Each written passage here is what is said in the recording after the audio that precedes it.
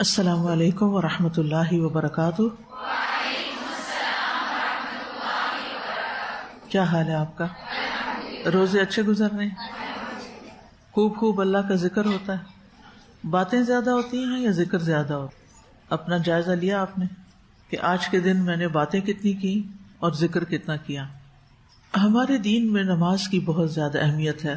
نبی صلی اللہ علیہ وسلم دنیا سے رخصت ہوتے ہوئے جس چیز کی تاکید کر کے گئے وہ کیا تھی؟ نماز۔ اب صرف نماز پڑھ لینا ہی کافی نہیں، بلکہ اس بات کی فکر ہونی چاہیے کہ ہماری نماز قبول بھی ہو، کیونکہ اگر ہم محنت کرتے رہیں اور وہ آگے ایکسیپٹ ہی نہ ہو تو پھر فائدہ نہیں۔ نماز کی قبولیت کی شرائط میں سے اہم ترین شرط یہ ہے کہ نماز کو صحیح طریقے پر ادا کیا جائے اور نبی صلی اللہ علیہ وسلم کے بتائے ہوئے طریقے کے مطابق ادا کیا جائے، کیونکہ آپ کی ذات ہمارے لیے بہترین نمونہ ہے۔ لقد کان لکم فی رسول اللہ اسوۃ حسنہ، تمہارے لیے اللہ کے رسول کی ذات میں بہترین نمونہ ہے۔ اور صحیح بخاری کی روایت میں آتا ہے کہ نبی صلی اللہ علیہ وسلم نے ہمیں اپنی طرح نماز پڑھنے کا حکم دیا ہے۔ صلو کما رأیتمونی اصلی، تم اس طرح نماز پڑھو جس طرح تم مجھے نماز پڑھتے ہوئے دیکھتے ہو۔ تو صحابہ نے نبی صلی اللہ علیہ وسلم کی نماز کو دیکھا اور اسے آگے روایت کیا۔ تو نماز کے درست ہونے میں کچھ چیزیں بڑی اہم ہیں۔ صرف یاد دہانی کے طور پر میں چاہتی ہوں کہ کچھ چیزیں میں اس وقت آپ کے ساتھ دہرا لیا کروں تاکہ مجھے بھی یاد دہانی ہو جائے اور آپ کو بھی، اور ہم کانشیسلی شعوری طور پر اپنی نمازوں کو بہتر بنائیں۔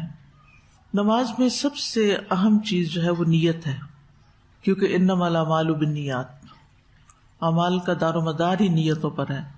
اگر آپ کی نماز پڑھنے کی نیت نہیں اور ویسے ہی آپ منہ ہاتھ دھو رہے ہیں اور پھر مصلی پہ کھڑے ہو گئے ہیں تو یہ کافی نہیں، بلکہ ایک شعوری نیت بھی ہونی چاہیے۔ نیت کا تعلق کس سے ہے؟ دل سے ہے یا زبان سے؟ دل سے ہے۔ ابن القیم کہتے ہیں نیت کسی چیز کے کرنے کا ارادہ اور عزم کرنا ہے، ارادہ کرنا، اور اس کا مقام دل ہے، زبان کے ساتھ اس کا قطعی کوئی تعلق نہیں۔ اسی لیے ہم دیکھتے ہیں کہ نبی صلی اللہ علیہ وسلم اور آپ کے صحابہ میں سے کسی سے بھی کبھی بھی نیت کے سلسلے میں کوئی لفظ نہیں ملتا کہ آپ نے نیت کرنے کے لیے یہ مخصوص الفاظ پڑھے، ایسا نہیں ملتا۔ نماز شروع ہوتی تھی اللہ اکبر سے، نیت کہاں ہوتی تھی؟ دل میں، کہ فرض پڑھ رہا ہوں یا سنت پڑھ رہا ہوں یا صبح کی پڑھ رہا ہوں یا شام کی پڑھ رہا ہوں۔ تو نیت کے کوئی بھی الفاظ ہمیں حدیث کی کسی کتاب میں نہیں ملتے۔ نیت کہاں ہوگی؟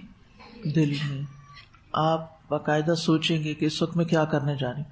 اگر آپ بس ایسے کھڑے ہو گئے اللہ اکبر کر دیا اور نہیں سوچا کہ سنت ہے یا نفل ہے یا فرض ہے کیا نہیں، تو ایسے نماز ویلڈ نہیں ہوگی۔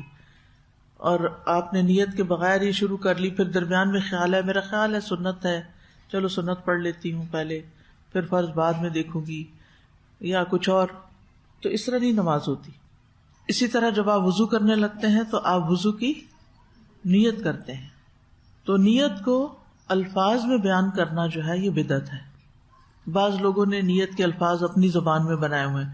کیا ہماری نماز عربی میں ہے یا اردو یا پنجابی میں ہے؟ کس زبان میں؟ عربی میں۔ تو آپ نماز سے پہلے نیت کے کوئی الفاظ پڑھتی ہیں؟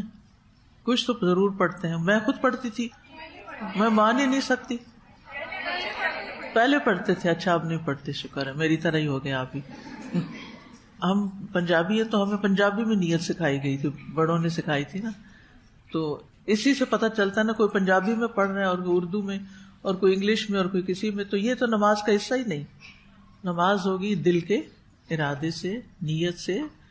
اور پھر یہ کہنے کی ضرورت نہیں کہ میں اس بات کی نیت کرتی ہوں کہ میں فلاں نماز پڑھنے لگی ہوں اور میرا رخ کعبہ کی طرف ہے، اور تو جو کام نبی صلی اللہ علیہ وسلم نے نہیں کیا، جو کام صحابہ نے نہیں کیا، پھر ہمیں بھی کرنے کی ضرورت ہے، ہمیں بھی نہیں کرنا۔